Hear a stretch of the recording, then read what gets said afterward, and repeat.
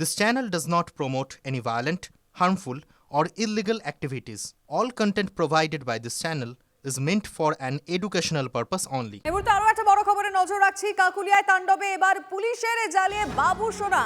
সোনা পাপ্পুর ঘনিষ্ঠ বাবু সোনা গ্রেফতার হয়েছে কিছুক্ষণ আগে। ফেসবুক লাইভ সোনা পাপ্পুর, আর তার মধ্যেই ধৃত বাবু সোনা। বাবু সোনার সঙ্গে গ্রেফতার শুভঙ্কর রায় নামে আরো এক দুষ্কৃতী। কথা বলবো আমাদের প্রতিনিধি সুশোভনের সঙ্গে। সুশোভন, কোথা থেকে গ্রেফতার?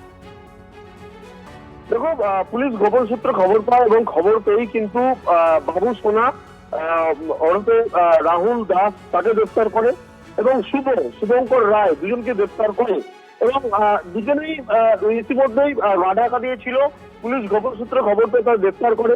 বাবু সোনা হলো সোনা পাপ্পু অনেক ঘনিষ্ঠ এবং সাগরেদ। বিভিন্ন জায়গায় যখন সোনা পাপ্পুকে দেখা গেছে তখন তার পাশেই বাবু সোনাকে দেখা গেছে। তাই বাবু সোনাকে গ্রেফতার করে ইতিমধ্যে গ্রেফতারের সংখ্যা দাঁড়ালো 16। কিন্তু এখন একটা প্রশ্ন, সেটা হলো বাবু সোনা পুলিশের নাগালে এলেও সোনা পাপ্পু কোথায়, সেটা গুরুত্বপূর্ণ বিষয় এবং সেই জায়গাটাই সবচেয়ে বড় বিষয়। যদিও পুলিশ সূত্রে খবর যে সোনা পাপ্পু গা ডাকা দিয়েছে, বাবু সোনাকে গ্রেফতার করে জিজ্ঞাসাবাদ করার পরে সোনা পাপ্পুর যে একেবারে নাগাল পাওয়া যাবে। সব মিলে তার মধ্যে জানা যাচ্ছে যে সোনা পাপ্পু ফেসবুকে সে নিজে কিন্তু একেবারে বলা যায় ফেসবুক লাইভ করছে। স্বাভাবিকভাবেই পুলিশ তাকে ধরতে পারছে না, বিষয়টা নিয়ে কিন্তু অনেকেই প্রশ্ন তুলছে। সুশোভন, ধন্যবাদ।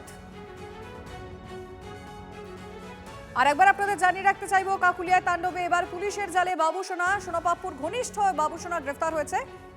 কিছুক্ষণ আগে ফেসবুক লাইভ করেছেন সোনা পাপ্পু, কিন্তু সেই সোনা পাপ্পু এখনো অধরা। তার মধ্যেই ধৃত বাবু সোনা।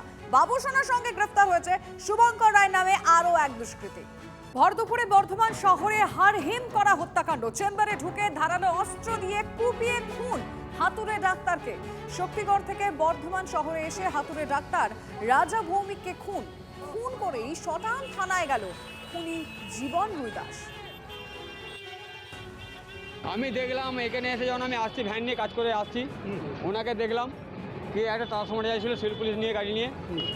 একটা ব্যক্তি ছিল, তার পায়ে প্যান্ডেমে রক্ত লাগানো ছিল, দেখলাম। তারপরে আমি বেরিয়ে গেলাম, তখন দেখছি ওনাকে বার করতে, গায়ে রক্ত রক্তটা। আসার পরে আমরাও দাঁড়ালাম, সব পাড়ার ছেলেরা ছিল আমাদের। আসার পরে পুলিশও তারপর দেখছি রক্তাক্ত দেহ সব বেরোলো, এইটুকুই। পাড়া থেকে আমার লাস্ট লাঞ্চ করেছি আমি, পাড়া থেকে আমার ভাই আমাকে ফোন করলো, দাদা ভাই কেস শুনে জানলাম কি হয়েছে। বললো শ্যাম কাকাকে মার্ডার, ডাকলাম শ্যাম, তার থেকে মার্ডার করে দিয়েছে। শুনে ধন্ত এখানে এলাম। নাগরিকদের গোপনীয়তা ইস্যুতে হোয়াটসঅ্যাপকে কড়া বার্তা সুপ্রিম কোর্টের। নাগরিকদের তথ্য শেয়ারের অনুমতি নয়, একটি মামলায় সাফ জানিয়েছে সর্বোচ্চ আদালত। প্রযুক্তি ব্যবহারের নামে দেশের ব্যক্তিগত তথ্য চুরির জঘন্য দিক, এটা করতে দেব না। সংবিধান না মানলে দেশ ছাড়ো। মেটা ও হোয়াটসঅ্যাপকে কড়া বার্তা সুপ্রিম কোর্টের।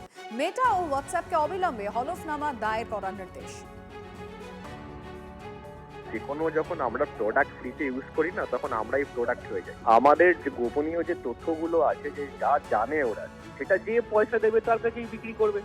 ও তো আর প্রোফাইল করে চেক করছে না যে এটা ভালো লোক বা খারাপ লোক, কি কাজে লাগাবে কিছুই জানে না। সুতরাং যে ওকে টাকা দেবে তার কাছেই বিক্রি করবে, যেটা খুব ভয়ঙ্কর জায়গায় চলে যেতে পারে। সুতরাং এইখানে ডেফিনেটলি এই কোর্টের যে রায়, সেটা খুব খুব ভালো ওর একটা জাজমেন্ট দিয়েছেন।